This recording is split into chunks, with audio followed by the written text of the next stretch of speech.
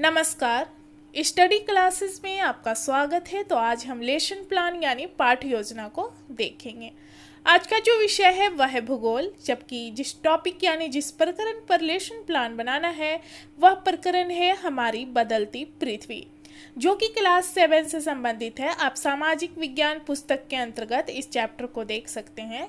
सामाजिक विज्ञान पुस्तक के अंतर्गत एक पुस्तक आता है जिसका नाम है हमारा पर्यावरण, जो कि भूगोल के अंतर्गत ये पुस्तक है। उसमें आप इस चैप्टर को देख सकते हैं। अगर और भी लेसन प्लान आप देखना चाहें तो प्लेलिस्ट में जाकर वहां पर लेसन प्लान की बहुत सारी वीडियोस देख सकते हैं। तो आइए आज का टॉपिक हम देखते हैं। लेसन प्लान यानी पाठ योजना जब भी बनाना स्टार्ट करें, आप अपने रजिस्टर की लेफ्ट पेज से इसकी शुरुआत करें। सबसे पहले लिखिए विद्यालय का नाम, जिस विद्यालय में आपको पढ़ाने के लिए जाना है। फिर आपका नाम क्या है वो लिखेंगे। क्रमांक यानी रोल नंबर क्या है।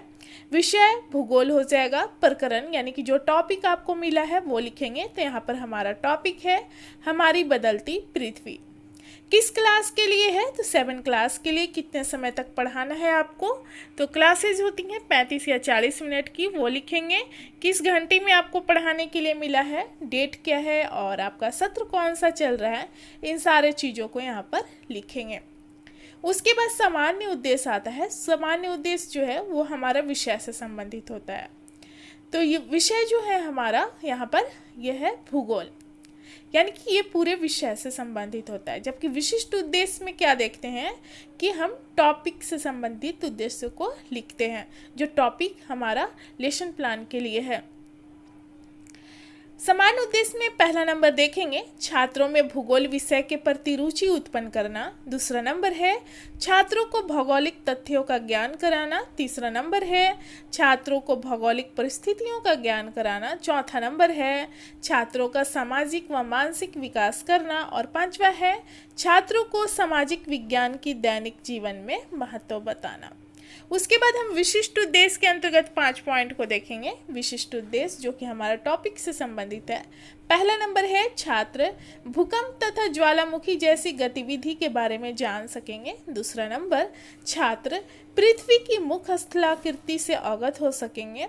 तीसरा नंबर हो जाएगा छात्र पृथ्वी में होने वाली अनेक परिवर्तनों की व्याख्या कर सकेंगे। चौथा नंबर है छात्र पृथ्वी की विभिन्न आकृतियों से संबंधित विषय को चार्ट पेपर द्वारा प्रदर्शित करने का कौशल विकसित कर सकेंगे। जबकि पांचवा नंबर है छात्रों में पृथ्वी व पृथ्वी में होने वाली परिवर्तन से संबंधित पत्र पत्रिकाओं को पढ़ने की रुचि विकसित हो सकेगी। उसके बाद हम अगले पेज में आएंगे, जो कि हमारा राइट पेज रहेगा।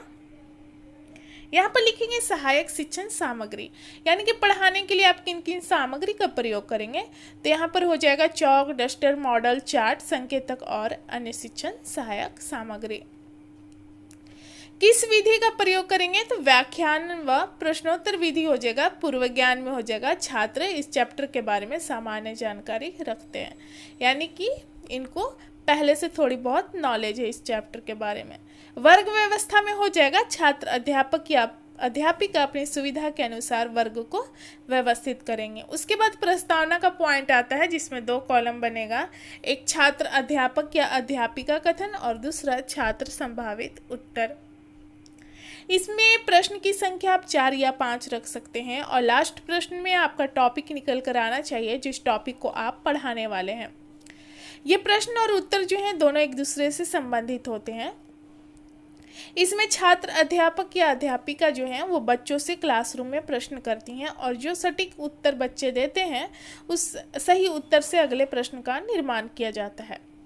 जैसे कि छात्र अध्यापिका पहला प्रश्न करती हैं छात्रों से कि हम लोग किस ग्रह पर निवास करते हैं, तो छात्रों के द्वारा उत्तर आता है पृथ्वी ग्रह पर। अब इसी से अगला प्रश्न है पृथ्वी पर कौन कौन सी आपदाएं आती हैं, तो छात्रों के द्वारा उत्तर आता है बाढ़, ज्वालामुखी, भूकंप आदि। तीसरा प्रश्न है भूकंप के परिणाम स्वरूप किन चीजों का निर्माण होता है, तो छात्रों के द्वारा यहाँ पर उत्तर आता है भूकंपीय तरंगों का। चौथा प्रश्न है भूकंपीय तरंगों के निर्माण के कारण पृथ्वी की अवस्था में क्या होता है, तो छात्रों के द्वारा उत्तर आता है पृथ्वी की अवस्था में परिवर्तन होता है। अब इसी से संबंधित पांचवा प्रश्न है, पृथ्वी में होने वाले परिवर्तन के बारे में विस्तार पूर्वक बताएं। तो यहाँ पर छात्र जो हैं अच्छे से नहीं बता पाते हैं, इसलिए हम समस्यात्मक लिखेंगे और हम देख सकते हैं कि हमारा टॉपिक निकल कर आ गया जिस टॉपिक को हमें पढ़ाना है। तो यहाँ पर हो जाएगा हमारी बदलती पृथ्वी। छात्र अध्यापिका कथन में हो जाएगा हमारी बदलती पृथ्वी, और पाठ की उद्घोषणा में हो जाएगा आज हम लोग हमारी बदलती पृथ्वी यानी कि इस चैप्टर के बारे में विस्तार पूर्वक अध्ययन करेंगे। इसके बाद हम क्या करेंगे, यहाँ पर अगले पेज में आएंगे। अगले पेज में दोनों साइड का पेज यूज करना है आपको, जो कि प्रस्तुतिकरण के अंतर्गत सारे पॉइंट आते हैं, जिसमें 4 कॉलम आपको बनाना है। एक शिक्षण बिंदु, दूसरा छात्र अध्यापिका क्रियाशीलता, तीसरा छात्र क्रियाशीलन और चौथा श्याम पटकार है। शिक्षण बिंदु में आप चैप्टर से संबंधित पॉइंट को उठाएंगे, जिस पॉइंट को आप बच्चों के सामने एक्सप्लेन करने वाले हैं। दूसरा कॉलम में जो एक्सप्लेन करेंगे पॉइंट का उसको लिखेंगे, और तीसरा कॉलम में छात्रों का व्यवहार किस तरह का क्लासरूम में रहेगा, किस तरह से उत्तर देंगे उसको लिखेंगे, और चौथा कॉलम है श्याम पटकारे यानी कि ब्लैक बोर्ड वर्क। जिस तरह से क्लासरूम में बच्चों को समझाने के लिए आप ब्लैक बोर्ड यूज करते हैं, उसी तरह से आपको यहाँ पर लिखना है, और आप चाहे तो ब्लैक चार्ट पेपर चौथे कॉलम में यूज कर सकते हैं। पहला टॉपिक है यहाँ पर शिक्षण बिंदु में पृथ्वी की गति के बारे में यहाँ पर देखेंगे। पृथ्वी की सतह अस्थायी एवं परिवर्तनशील है। पृथ्वी की सतह पर होने वाले परिवर्तन के लिए अंतर्जात एवं बहिर्जात भू संचलन को उत्तरदायी माना जाता है। अर्थात स्थल मंडल अनेक प्लेटों में विभाजित है, जिन्हें स्थल मंडलीय प्लेट कहते हैं। प्लेट की गति के कारण पृथ्वी की सतह पर परिवर्तन होता है। पृथ्वी की गति को उन बलों के आधार पर विभाजित किया जाता है जिनके कारण यह गति उत्पन्न होती है।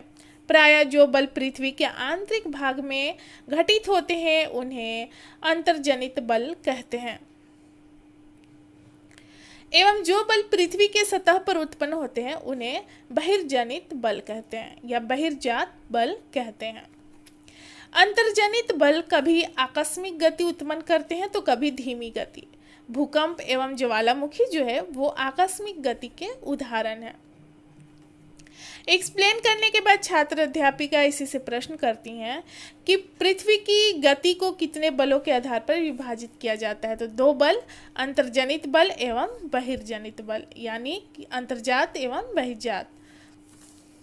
यहाँ पर छात्र क्रियाशीलन में देख सकते हैं कि छात्र ध्यानपूर्वक कक्षा में छात्र अध्यापिका द्वारा पढ़ाए जा रहे कथनों को सुनेंगे। श्याम पटकार में देख सकते हैं पृथ्वी की गति जो है वो 2 बल के पर आधारित है, अंतर्जनित बल और बहिर्जनित बल।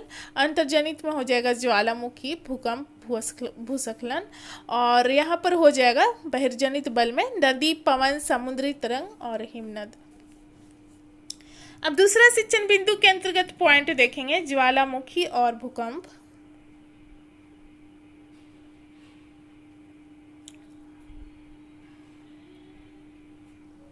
ज्वालामुखी पृथ्वी की सतह पर उपस्थित ऐसी दरार या मुख होता है जिससे पृथ्वी के भीतर का गर्म लावा, गैस, राख आदि बाहर आते हैं। इसका संबंध प्लेट विवर्तनिकी से होता है। स्थल मंडलीय प्लेट की गति करने पर पृथ्वी की सतह पर कंपन होता है। यह कंपन पृथ्वी के चारों ओर गति करता है। इस कंपन को ही भूकंप कहा जाता है। भूपरपटी के नीचे वह स्थान जहां कंपन आरंभ होता है उद्गम केंद्र कहलाता है। उद्गम केंद्र के भू सतह पर उसके निकटतम स्थान को अधिक केंद्र कहते हैं। अब इसी से संबंधित प्रश्न करती हैं छात्र अध्यापिका छात्रों से, जो कि बोधात्मक प्रश्न के नाम से जाना जाता है। भूकंपीय तरंगों को किस यंत्र से मापा जाता है? तो छात्रों के द्वारा उत्तर आता है सिस्मोग्राफ नामक यंत्र से। श्याम पटकार में देख सकते हैं ज्वालामुखी पृथ्वी की सतह पर उपस्थित मुख से गर्म लावा, गैस, राख आदि उत्पन्न करते हैं। भूकंप में क्या देखते हैं कि पृथ्वी के अंदर होने वाली कंपन भूकंप कहलाती है। अब उसके बाद अगला शिक्षण बिंदु का पॉइंट देखेंगे, तीसरा पॉइंट स्थल आकृतियों के बारे में देखेंगे। अपर्दन एवं निक्षेपण ये प्रक्रम पृथ्वी के धरातल पर विभिन्न स्थलाकृतियों का निर्माण करते हैं। जैसे हम नदी के बारे में देखेंगे, समुद्री तरंग के बारे में देखेंगे, पवन के बारे में देखेंगे कि ये कौन कौन से स्थलाकृतियों का ये लोग निर्माण करते हैं। नदी के बारे में देखेंगे, नदी के जल से दृश्य भूमि का अपर्दन होता है। जब नदी किसी खड़े ढाल वाले स्थान से अत्यधिक कठोर सैल या खड़े ढाल वाली घाटी में गिरती है तो यह क्या करती है, जलप्रपात बनाती है। इसे हम जलप्रपात कहते हैं। जब नदी मैदानी क्षेत्र में प्रवेश करती है तो वह मोड़दार मार्ग पर बहने लगती है। नदी के इन्हीं बड़े मोड़ों को विसर्प कहते हैं। समुद्र तक पहुंचते पहुंचते नदी का प्रवाह धीमा हो जाता है तथा नदी अनेक धाराओं में विभाजित होती है, जिसे वितरिका कहा जाता है। अब दूसरा हम देखेंगे इसके अंतर्गत समुद्री तरंग। समुद्री तरंग लगातार सैलों से टकराती रहती है, जिससे दरार विकसित होती है। समय के साथ ये बड़ी और चौड़ी होती जाती है, जिसे समुद्री गुफा कहते हैं। इन गुफाओं के बड़े हो जाने पर इनमें केवल छत ही बचती है, जिसे तटीय मेहराब बनता है। उसके बाद हम पवन के बारे में देखेंगे। रेगिस्तान में पवन अपर्दन एवं निक्षेपण का प्रमुख कारक है। पवन सैल के ऊपरी भाग की अपेक्षा निचले भाग को आसानी से काटती है, जिससे सैल छत्रक के आकार का बन जाता है, जिन्हें छत्रक सैल कहते हैं। प्रायः पवन चलने पर यह अपने साथ रेत का एक स्थान से दूसरे स्थान पर पहुंचाती है। रेत को जब पवन का बहाव रुकता है तो यह रेत गिरकर छोटी पहाड़ी बनाती है, जिन्हें बालू डिब्बा कहते हैं। अब इसी से प्रश्न करती हैं छात्र अध्यापिका छात्रों से, वितरिका किसे कहा जाता है? तो छात्रों के द्वारा उत्तर आता है, नदी के अनेक धाराओं में विभाजित हो जाना वितरिका कहलाता है। छात्र क्रियाशीलन में देख सकते हैं, कक्षा में छात्र अनुशासन को बनाए रखेंगे और ध्यानपूर्वक सुनेंगे। जो भी पढ़ाया जा रहा है वो ध्यानपूर्वक सुनेंगे। श्याम पटकार में देखेंगे विभिन्न स्थल आकृतियों के बारे में। नदी से क्या है कि जलप्रपात, विसर्प, वितरिका, डेल्टा बनता है। समुद्र से हम क्या देखते हैं, इससे समुद्री गुफा, तटीय मेहराब, स्टैक, समुद्र भृगु का निर्माण होता है। हिमनद से देखते हैं, हिमनद हिमोड़ का निर्माण होता है। और पवन से छत्रक शैल, बालू डिब्बा, लोएस आदि का निर्माण होता है। उसके बाद हम अगले पेज में आएंगे। प्रस्तुतिकरण के अंतर्गत जो पॉइंट था हमारा समाप्त हुआ। अब उसके बाद हम अगले पेज में आकर यहाँ पर मूल्यांकन करेंगे। मूल्यांकन में क्या है कि जो चैप्टर आप बच्चों को पढ़ाए हैं उसी से प्रश्न करना है, और प्रश्न की संख्या आप 4 या 5 रख सकते हैं, और जो प्रश्न है चैप्टर से संबंधित होना चाहिए ताकि छात्र उत्तर आसानी से दे सकें। मूल्यांकन के आधार पर आप आकलन कर सकते हैं कि जो भी टॉपिक पढ़ाया गया है बच्चों को समझ में आया है या नहीं। प्रश्न है, पृथ्वी की गति को कितने बलों के आधार पर विभाजित किया जाता है? दूसरा प्रश्न है, ज्वालामुखी क्या है? तीसरा प्रश्न है, भूकंप क्या है? चौथा प्रश्न है, स्थलाकृतियों का निर्माण कैसे होता है? और पांचवा है, नदी, समुद्र तथा पवन किस तरह की स्थलाकृतियों का निर्माण करती है? मूल्यांकन के बाद देखेंगे पुनरावृत्ति।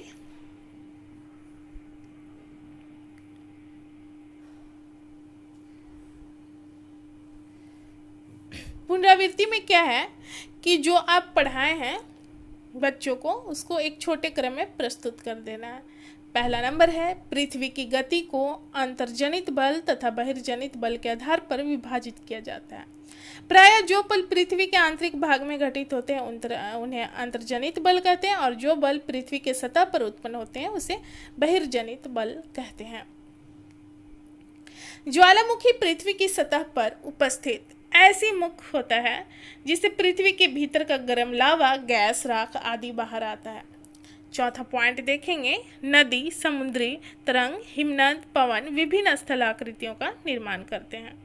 उसके बाद गृह कार्य यानी कि बच्चों को होमवर्क देना होता है। प्रश्न की संख्या आप 2-3 रख सकते हैं।